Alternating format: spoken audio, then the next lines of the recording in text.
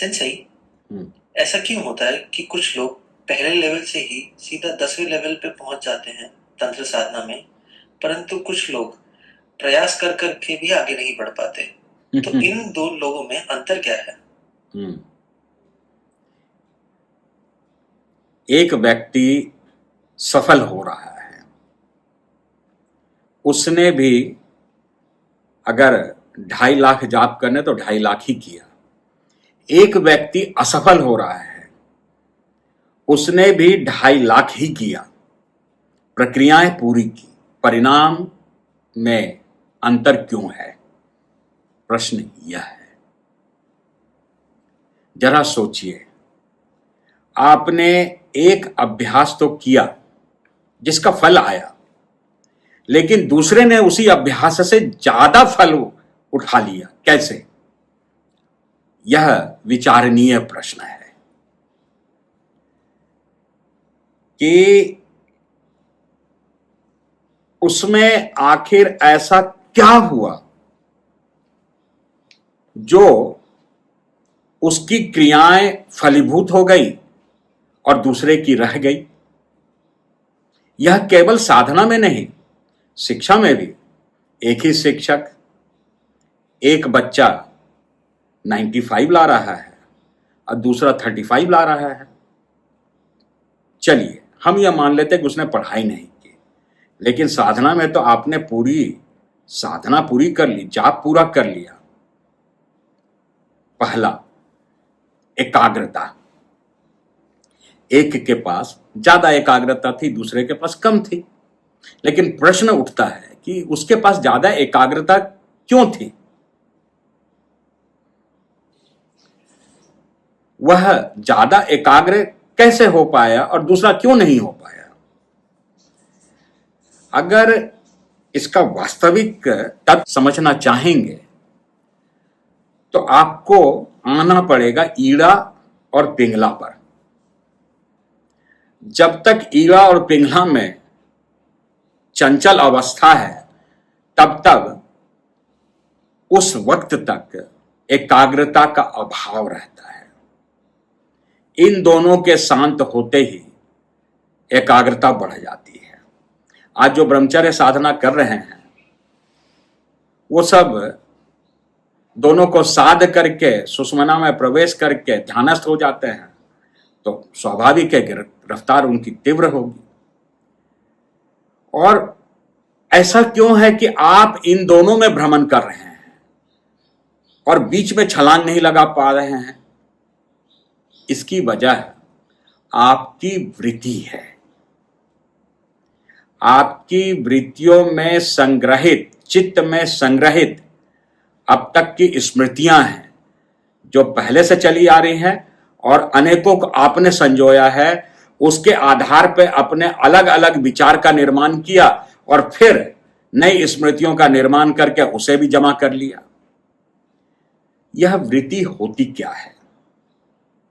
हमारा जो भी प्रथम रिएक्शन है, स्वाभाविक रूप से कब, ऐन वक्त पे वह पता चलेगा, और तब पता चलेगा कि अरे हम तो इतने खराब हैं।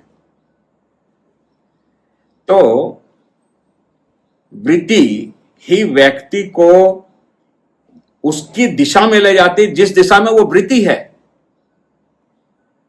एक व्यक्ति दरबार का ही साधक था, जन्म से अंधा था, 19 सालों तक अंधा था। पूरे भारत में नहीं, विश्व के अच्छे अच्छे डॉक्टरों से दिखा लिया, जैसा उनका स्वयं का कहना था, और सबने कह दिया कभी नहीं देख सकता। दरबार मिला, दृष्टि मिल गई। बहुत समय तक अच्छे तरह से चला। मेरी सहानुभूति थी। और अब वृत्ति देखिए कैसे फंसाती है। उसने एक YouTube चैनल बनाया, स्वयं को उस रूप से ड्रेसअप किया। तभी हमने गुरुदेव को कह दिया, गुरुदेव इसकी वृत्ति वहां जा रही है और वहां जाकर वो नष्ट हो जाएगा। और कालांतर में वही हो गया। जो वृत्ति शुरू में ही इंगित कर देती है कि अब मैं किधर जाऊंगा, इसी को हमारे देश में मुहावरों में कहा गया, होनहार वीरवान के होत चिकने पात। शुरू में ही वो लक्षण दिखने लगता है। क्यों दिखता है? क्योंकि वो अंदर एम्बेडेड है, आपके साथ चला आ रहा है। फिर इसका निवारण क्या है? इसका निवारण है वृत्ति शोधन, और इस पर मैं थोड़ा विस्तार देना चाहूंगा। अभी 15वें लेवल की चयन प्रक्रिया इस गुरु पूर्णिमा में होनी सुनिश्चित की गई है। तो ऐसे में अनेकों के अंदर यह भाव होगा कि क्या मैं मंत्र दीक्षा से डायरेक्ट वहां जंप कर सकता हूं? क्या पहले लेवल से ही मैं जंप कर सकता हूं, या 5वें से, या 10वें से? सबके अंदर इच्छाएं, विचार, आशाएं जन्म ले रही होंगी कि इस बार तो शायद हम सफल हो जाएं। चलिए कुछ टिप्स आपको दे ही देता हूं कि आप स्वयं की तैयारी कैसे करें, और उस तैयारी के क्रम में आपको इस प्रश्न का भी उत्तर मिल जाएगा कि एक पीछे क्यों रह जाता है और दूसरा आगे क्यों चला जाता है। सबसे पहला, बिन मांगे मोती मिले, मांगे मिले न भीख। नोट कर लें। जब आप की कामनाएं होंगी कि ये मुझे मिल जाए, नहीं मिलेगा। जब आपकी इच्छा होगी तो थोड़ा करीब होंगे। जब आपके विचार में होगा तो थोड़ा और करीब होंगे। जब आशाएं होंगी तो थोड़ा और करीब होंगे। और जब इच्छा, विचार, आशाएं और कामनाएं, ये चारों चीज नहीं रहेंगी तो आपका चयन हो जाएगा। अच्छा, जरा समझिए, इसको थोड़ा और डिकोड कर दूं अर्नब? जी संजय। कामनाओं की उत्पत्ति काम से है, अर्थात स्वादिष्ठान से है। अगर आपके अंदर कामुक विचार हैं, उसके बाद जो भी उत्पन्न हो रहा है वह कामनाएं हैं। कामनाओं में विघ्न पड़ने से क्रोध उत्पन्न होता है, उच्चाटन पैदा होता है। तो वो सदते ही कामनाएं सद जाती हैं, दब जाती हैं, सुसुप्तावस्था में चली जाती हैं। इच्छा मणिपुर पर है, विचार उदान पर है, आशाएं इन तीनों का मिश्रण और परिणाम के तौर पर है। तो अब आप करेंगे क्या? बस मैं तैयार हूं, मैं तैयारी पूरी करूंगा, परिणाम जो भी हो। अब आपने इच्छा, विचार, आशाएं और कामनाएं, इसे भी ध्वस्त कर दिया। सिर्फ फोकस हो जाइए अपनी तैयारी पर। अगर मैं उस लायक हूंगा, उस लायक बनूंगा, और बन सका तो सेलेक्ट हो जाऊंगा, नहीं बन सका तो जिंदगी खत्म नहीं हो रही है, फिर करूंगा। आप लोग अर्जी लगाते हैं, प्रार्थना करते हैं कि बाबा इसमें हमारा सिलेक्शन करवा दो। मैंने कईयों को बुदबुदाते हुए पाया है, पास कर दो। अच्छा, जब आप अर्जी लगाते हैं तो अर्जी ऐसे लगाइए कि बाबा वह सामर्थ्य दो कि मैं प्रक्रियाओं को पूरा कर सकूं और स्वयं को तैयार कर सकूं, ताकि आपके लायक बन सकूं।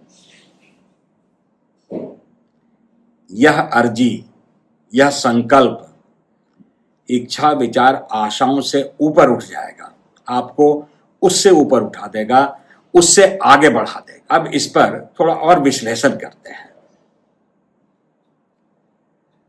दूसरा जो सबसे महत्वपूर्ण है, आपको स्वयं का अवलोकन, आत्म अवलोकन निरंतर करना पड़ेगा, लगातार करना पड़ेगा।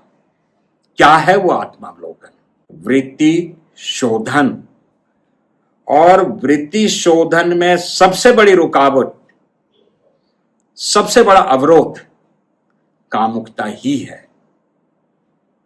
जाना था पूरब, चल दिया पश्चिम। जाना था ऊपर, खींच के ले गया नीचे, कामुकता। फिर इसे नियंत्रित कैसे किया जाए, उसकी विधियां हैं, प्रक्रियाएं हैं, आप सबको पता है। अनेक उस साधना में है, अनेक उसे समझते हैं, अनेक उसे स्वतः नियंत्रित भी कर सकते हैं कुछ समय के लिए। तो वृत्ति शोधन में कामुकता के अवरोध को हटाना है। चलिए एक प्रक्रिया आपको दे देता हूं। पुरुषों के लिए नजर पर लंगोट, दृष्टि पर, मन पर लंगोट और तन पर लंगोट, इन तीनों पे अगर आपने लंगोट लगा दी तो कामुकता से आप ऊपर उठ जाएंगे। नारियों के लिए हमने स्पष्ट किया, स्पष्ट विचार और ब्रह्म विराट क्रिया अर्थात नाभि पर ही फोकस हो जाना, यहां से उनकी वृत्ति शोधन प्रारंभ होती है। बुरे दृश्य नहीं देखना, उनसे बचना, नजर पर, दृष्टि पर बंधन नारियों के लिए, और मन पर बंधन। आमतौर पर जब नारी किसी ओर आकर्षित हो जाती है तो वह पीछे पड़ जाती है, क्योंकि उसके अंदर श्रद्धा स्वाभाविक गुण है। ऐसा ना करें। तो कैसे होगा ये? नजर पे बंधन लगा दिए और मन पर बंधन लगा दिए कि सॉरी, ये मेरे मेरे मेरे चीज की नहीं है, यह वक्त नहीं है। अगर स्वयं को यह समझा दिया तो उससे नीचे उतरने की आपकी आवश्यकता ही नहीं पड़ेगी। आप जो एक छोटी सी प्रक्रिया है कि बाबा माँ से अर्जी लगाइए। अर्जी में आप लोग जो मांग कर बैठते हैं कि मुझे सफल कर दो, वह सही तरीका नहीं है। मांगना है तो सामर्थ्य मांगिए, मांगना है तो प्रक्रिया मांगिए, मांगना है तो वह विधि मांगिए जिससे आप मजबूत हो जाए। मास्टर की ले लीजिए, वो ऐसी मास्टर की है जिससे हर ताले की चाबी के रूप में वो आपको सफल करते चली जाएगी। इसीलिए जब हम प्रक्रिया को अपनाते हैं, विधि को अपनाते हैं, सामर्थ्य की मांग करते हैं, तो वो मास्टर की तरह कार्य करता है। और उसी मास्टर की के तहत हम जीवन के विभिन्न आयामों में सफल होते चले जाते हैं। बस इतनी सी बात है।